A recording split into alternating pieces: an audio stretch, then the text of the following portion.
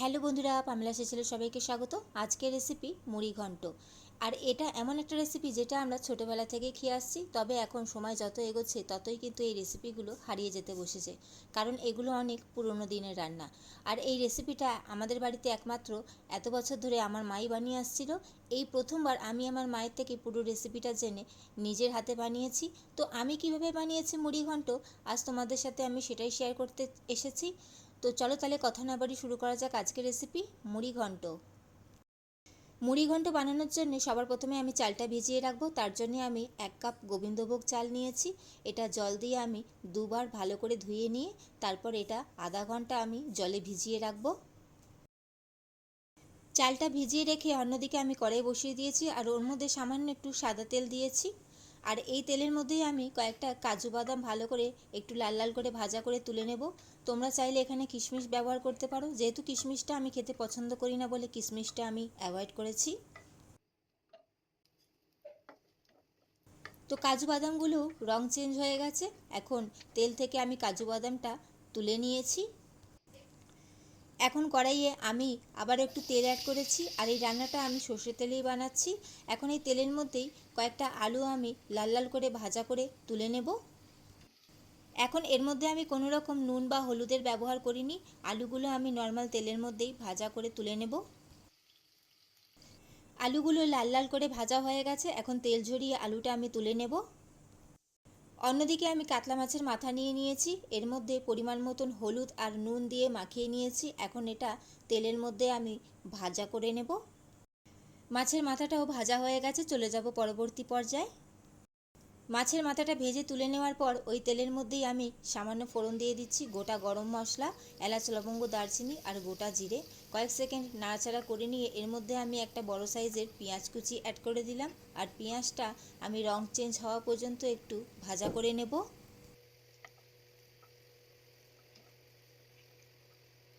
পেঁয়াজটা অর্ধেক আমি ভাজা করে নিয়েছি। এখন এর মধ্যে আদা, রসুন, কাঁচা লঙ্কার পেস্ট বানিয়ে রেখেছিলাম 2 টেবিল চামচ, সেটা আমি অ্যাড করে দিলাম। এখন আদা রসুনের সাথে পেঁয়াজটা ভালো করে আমি কষিয়ে নেব।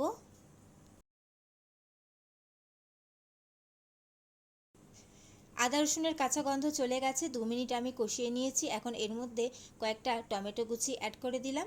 এখন টমেটোটা নরম হওয়া অবধি আমি এটা কষিয়ে নেব ভালো করে।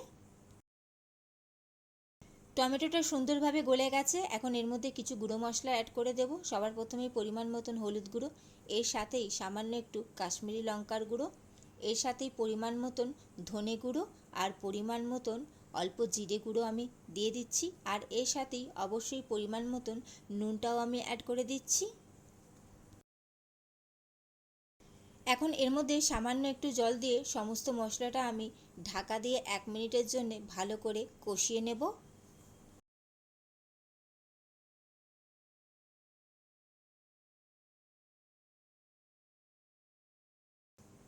1 মিনিট মতন আমি ঢাকা দিয়ে মশলা ভালো করে কষিয়ে নিয়েছি।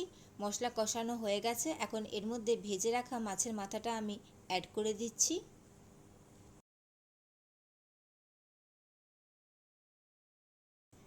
এখন এর মধ্যেই আমি গোবিন্দভোগ চালটা, যেটা আমি আধা ঘন্টা ভিজিয়ে রাখার পর তারপর জল ঝরানোর জন্য রেখে দিয়েছিলাম, সেই চালটাও আমি অ্যাড করে দিলাম।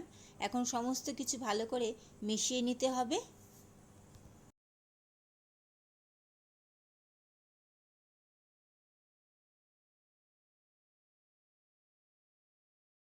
2 মিনিট আমি ভালো করে নাড়াচাড়া করে নিয়েছি। এখন এর মধ্যে আমি পরিমাণ মতন জল অ্যাড করে দিচ্ছি। যেহেতু আমি 1 কাপ চাল নিয়েছি, তাই এখানে আমি 2.5 কাপ জল ব্যবহার করছি, কারণ যেহেতু এর মধ্যে আলু আছে তো আলুটা সেদ্ধ করতেও জল লাগবে। তো আমি 1 কাপ চালের জন্য 2.5 কাপ জল অ্যাড করেছি। সমস্ত কিছু একবার খুন্তির সাহায্যে হালকা হাতে মিশিয়ে নিয়েছি। এখন এর মধ্যে ভেজে রাখা আলুটাও আমি অ্যাড করে দিচ্ছি। এখন গ্যাসের ফ্লেমটা আমি মিডিয়ামে রেখে 10 মিনিটের জন্য এটা ঢাকা দিয়ে ফুটতে দেব। ফিরে এসেছি 10 মিনিট বাদে। 10 মিনিট বাদে ঢাকাটা খুলে দেখো জলটা অনেকটা কমে এসেছে। এখন এর মধ্যে ভেজে রাখা কাজু বাদামটা দিয়ে আমি আবারও হালকা হাতে একটু নাড়াচাড়া করে এখন আমি গ্যাসের ফ্লেমটা লোতে রেখে এটা আমি 15 মিনিটের জন্যে এইভাবে হতে দেব। ফিরে এসেছি বন্ধুরা 15 মিনিট বাদে। আর জলটা কিন্তু একদমই শুকিয়ে এসেছে। এখন নামানোর আগে ওপর থেকে আমি একটু গরম মশলার গুঁড়ো আর একটু সামান্য ঘি দিয়ে দিচ্ছি। এখন হালকা হাতে ভালো করে একটু নাড়াচাড়া করে আমি এটা ঢাকা দিয়ে রেখে দেবো আরও 15 মিনিটের জন্যে। কারণ ঠান্ডা হয়ে গেলে তখন কিন্তু এটা একদম ঝরঝরে হয়ে যাবে। যেহেতু এটা এখন গরম আছে আর গোবিন্দভোগ চাল, তাই ডেলা পাকিয়ে যাবে, কিন্তু দেখে ভয় পাওয়ার কিছু নেই। এটা একদম নাড়াচাড়া করবে না, যখন ঠান্ডা হয়ে যাবে তখন নাড়াচাড়া করবে, দেখবে ঝরঝরে হয়ে গেছে। তো এখন ওপর থেকে আমি একটু ধনেপাতা কুচি ছড়িয়ে দিচ্ছি। আর গ্যাসের ফ্লেমটা অফ করে আমি ঢাকা দিয়ে এটা 10 থেকে 15 মিনিটের জন্য রেখে দেবো। তো বন্ধুরা, রেডি হয়ে গেল কাতলা মাছের মাথা দিয়ে মুড়িঘণ্ট। কেমন লাগলো তোমাদের আজকের রেসিপি অবশ্যই সেটা কমেন্ট করে জানাবে। ভালো লাগলে লাইক কমেন্ট শেয়ার করে আমার চ্যানেলটি সাবস্ক্রাইব করে আমার পাশে থেকো। চলো টাটা।